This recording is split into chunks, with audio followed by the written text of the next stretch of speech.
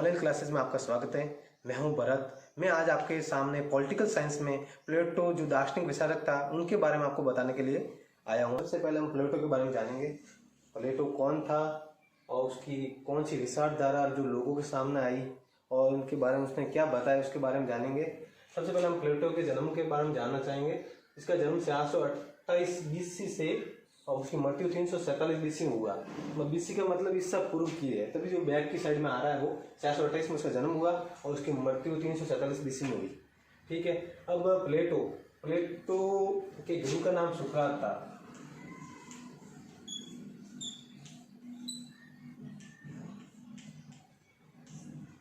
प्लेटो के गुरु का नाम सुकरात था और उसकी जो विचारधारा थी कि गुण ही ज्ञान है और ज्ञान ही गुण, इस परिभाषा का उसने जिंदगी भर अपना यूज किया। उसने जो अपनी जो एकेडमी बनाई, जो विद्यापीठ कहता है, जो एकेडमी बनाई, उसकी विचारधारा सुकरात के विचारों पर चली, जो गुण ही ज्ञान है और ज्ञान ही गुण है। ठीक है। अब देखते हैं इसके आदर्श राज्य की व्यवस्था के बारे में उसने क्या बताया, उसके बारे में समझेंगे। आदर्श राज्य व्यक्तित्व के आधार पर आदर्श राज्य और समाज वर्ग के आधार पर आदर्श राज्य। व्यक्तित्व के आधार पर उसने 3 पार्ट्स में डिवाइड किया और समाज वर्ग के आधार पर भी उसने 3 पार्ट्स में डिवाइड किया। व्यक्तित्व के आधार पर जो चतुर और विवेक फर्स्ट, और सेकंड वाला साहस और शौर्य, और तीसरा पार्टीशन उसने लालच को बताया। और इसमें जो स्टार्ट में विवेक और चतुर जो होता है वो एक दार्शनिक विचारक को माना है, उसने वो राजा के रूप में माना है। और साहस और शौर्य के लिए सैनिक को माना है। और लालसा की प्रवृत्ति के लिए किसान, मजदूर वर्ग और व्यापारी वर्ग को इस 3 पार्ट्स में डिवाइड किया है। ये समाज वर्ग के आधार पर और व्यक्तित्व तत्व के आधार पर हमने इसे डिवाइड किया। अब हम आपको दार्शनिक राजा के गुण के बारे में बताएंगे। कौन से गुण दार्शनिक राजा में होने चाहिए, जो प्लेटो के अनुसार उसने जो आदर्श राज्य की व्यवस्था के लिए जो भी गुण प्रदान किए, वो दार्शनिक राजा में कौन से गुण होने चाहिए। वो है सत्यम, शिवम, सुंदरम और संयम। ये 4 पार्ट्स में डिवाइड किया है। आप वापिस एक बार सुन लीजिए। सत्यम, शिवम और सुंदरम और संयम, ये 4 गुण आज दार्शनिक राजा के गुण बताए हैं। अब आगे हम समझते हैं दार्शनिक राजा के कार्य क्या थे, कर्तव्य क्या थे, कि जो दार्शनिक राजा बनेगा उसको क्या करना है, कौन से कर्तव्य निभाने। उसका फर्स्ट कर्तव्य यह था कि न्याय व्यवस्था को सुचारू रूप से लागू करना, न्याय व्यवस्था सही ढंग से लागू हो। दूसरा, जनसंख्या को नियंत्रण करना। तीसरा पार्टीशन उसका है निर्धन और अमीर वर्ग के बीच में संतुलन बनाए रखना। पार्टीशन था शिक्षा प्रणाली और साम्यवादी व्यवस्था को सही ढंग से लागू करना। ठीक है। ये इस पार्टीशन के रूप में डिवाइड किया गया उसे। अब देखिए, अब आते हैं जो मेन जो इसका पक्ष पड़ा है, जो मेन शिक्षा पद्धति जिसने उसे लागू की थी उसकी आलोचना भी हुई। उस आलोचना के द्वारा लोगों ने आगे सीखा। अरस्तु ने उसमें चेंज भी किया। और उसमें क्या चेंज किया, क्या पद्धति थी, शिक्षा प्रणाली ऐसी कौन सी व्यवस्था थी जो लोगों को पसंद नहीं आई, और साम्यवादी ऐसी कौन सी व्यवस्था थी लोगों को पसंद नहीं आई। और शिक्षा प्रणाली को हम 2 पार्टीशन में डिवाइड करते हैं। आंतरिक शुद्धिकरण की लंबी शिक्षा प्रणाली और दूसरी है अपनी साम्यवादी व्यवस्था।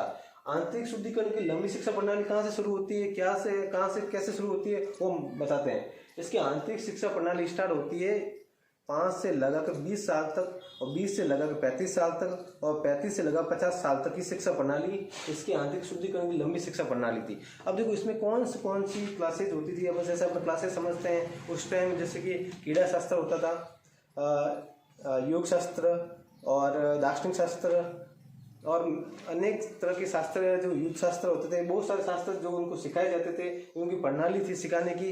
वो 20 साल तक, 20 साल बाद में, जैसे आप 20 साल कंप्लीट होने के बाद उनकी एक एग्जाम होता था जिसमें ये बताया जाता था कि ये जिसमें वो उत्तीर्ण होते थे तो उन्हें आगे पढ़ने के लिए बढ़ाया जाता था। बाकी जो नहीं होते थे उन्हें सैनिक बनाया दिया जाता था। अब देखो, 20 साल से लगाकर 35 साल की जो शिक्षा प्रणाली थी उसमें जो भी उत्तीर्ण होते थे उन्हें छोटे मोटे पद दिए जाते थे, वो सैनिक समझे थे। इसके बाद जो लंबी शिक्षा प्रणाली, जो इंटेलिजेंट और बंदे होते थे उनको 50 साल तक पढ़ाया जाता था। उसमें जो भी उसके लास्ट में एक एग्जाम होता था, जिसमें एग्जाम में क्लियर जो पास हो जाता था उसे एक दार्शनिक राजा के रूप में बना दिया जाता था। और जो उसमें अनुत्तीर्ण होते थे उनको मंत्री पद दिए जाते थे। ये उनकी शिक्षा प्रणाली थी, जो हम आंतरिक शुद्धिकरण लंबी शिक्षा प्रणाली दी जाती है। दूसरा है साम्यवादी व्यवस्था। साम्यवादी व्यवस्था के रूप में उसने 2 पार्ट्स में डिवाइड कर दिया। ठीक है। एक स्त्रियों का साम्यवाद कर दिया और दूसरा पार्टीशन उसने ये कर दिया संपत्ति का साम्यवाद। संपत्ति का साम्यवाद में वो व्यवस्था थी, जैसे कि कोई दार्शनिक राजा बन गया है, सैनिक बन गया है, वो एक जगह पर खाना खाएगा, एक जगह पर रहेगा, उसकी कोई भी पर्सनल संपत्ति नहीं होगी, ठीक है। और साम्यवादी स्त्री साम्यवाद का मतलब ये हो गया कोई भी किसी की पर्सनल वाइफ नहीं होगी, ठीक है। और इस ये पद्धति बाद में इनकी मतलब अरस्तु ने भी आलोचना की थी, ठीक है ना। सबको पता है कि बहुत गलत जो साम्यवादी व्यवस्था उसने प्रकट की थी, जो बाद में आलोचना का शिकार हुई, ठीक है। ये आंतरिक शुद्धिकरण की लंबी शिक्षा प्रणाली आपको समझ में आ गई होगी। और साम्यवादी व्यवस्था दो तरह की थी, वो जो आपको मैंने बता दिया है, संपत्ति का साम्यवाद और स्त्री का साम्यवाद, ठीक है। जो बाद में आलोचना का शिकार हुई वो उसके शिष्य अरस्तु के द्वारा ही हुई है, ठीक है। अब देखते हैं इसकी कौन सी मुख्य बुक्स जो प्रसिद्ध हुई, तो उनके बारे में मैं आपको बताऊंगा। उनकी पहली बुक थी रिपब्लिक, इसके बाद symposium, the statesman, apology, the laws, Gorgias और मेनू। जो इसकी फर्स्ट बुक थी द रिपब्लिक, जो बहुत फेमस हुई, जिसमें उन्होंने साम्यवादी व्यवस्था, आंतरिक शुद्धिकरण, दार्शनिक राज्य के गुण, आदर्श राज्य के बारे में जो बताया था वो बने। इसके बाद जब उसकी मृत्यु के समय उसने द लॉज बुक लिखी, जो अधूरी लगी थी उसकी बुक। उसका रीजन ये था कि वो बुक लिख रहा था, उसमें अगर आदर्शवादी विचारधारा आई, उसको लगा क्योंकि वो एक जगह असफल हो गया था। इसमें उसकी असफलता का मेन कारण सिराक्यूज, जो उसने एक दार्शनिक राजा बनाया था, वो असफल हो गया। इस कारण उसकी विचारधारा चेंज होगी। उसकी ये विचारधारा चेंज हुई, एक आदर्श राज्य बनाने के लिए उन्होंने द लॉज एक बुक लिखी थी, उसमें आदर्श राज्य के गुण बताए। उसने एक आदर्श राज्य के लिए 5040 जनसंख्या नियंत्रण की, इससे ज्यादा जनसंख्या एक राज्य की नहीं होनी चाहिए, ठीक है। उसने स्त्री साम्यवाद का विरोध किया बाद में, और उसने जो संपत्ति साम्यवाद का भी विरोध किया। उसकी शिक्षा प्रणाली सबके लिए खोली। पहले उसकी शिक्षा प्रणाली नॉर्मली कुलीन वर्ग के लिए थी, ओनली जो दार्शनिक से या सैनिक वर्ग के लिए थी, बाकी के लिए शिक्षा प्रणाली नहीं थी। व्यापारी, किसान, मजदूर के लिए कोई शिक्षा प्रणाली नहीं थी। उसने जो भी चेंज किया द लॉज में किया। द लॉज जो कहते हैं, सेबाई ने भी कहा है कि द लॉज वो पार्टीशन था, जो एक पार्ट था, जो प्लेटो की आदर्श व्यवस्था को आगे बढ़ाने का काम जो किसने किया, अरस्तु ने किया। वो उसका पहला पार्ट और सेकंड पार्ट के रूप में जो काम किया वो अरस्तु ने किया, वो द लॉज थी।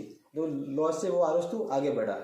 अब आपको समझ में आ गया होगा दार्शनिक आदर्श राज्य कैसे बना, उसकी क्या थ्योरी थी, व्यक्तित्व के तत्व क्या थे, समाज वर्ग के आधार पर क्या थे, और दार्शनिक राजा के गुण मैंने बता दिए, सत्यम, शिवम, सुंदरम और स्वयं। और दार्शनिक राजा के कार्य भी मैंने आपको बता दिए हैं, ठीक है। अब शिक्षा प्रणाली जो भी एग्जाम में मेन उसका जो पार्टीशन पूछा जाता है वो शिक्षा प्रणाली है। शिक्षा प्रणाली कौन सी थी, आंतरिक शुद्धिकरण की लंबी शिक्षा प्रणाली है, जो प्लेटो की सबसे ज्यादा फेमस हुई। इसके बाद उसका जो सबसे आलोचना का पार्टीशन था वो साम्यवादी व्यवस्था था। और इसके अगला इसका पार्टीशन है द रिपब्लिक, और जो उसकी सबसे मुख्य बुक थी, जो इसका पार्टीशन ये आपको दिखा चुका हूं मैं। इसके बाद जो उसकी बाद में जो प्रसिद्ध हुई द लॉज हुई। बाकी की जो है बुक्स का नाम आपको याद रखना है, एग्जाम में ज्यादातर ये नहीं पूछा जाता है। ये मेन तो इसका रिपब्लिक और द लॉज एग्जाम में आता है।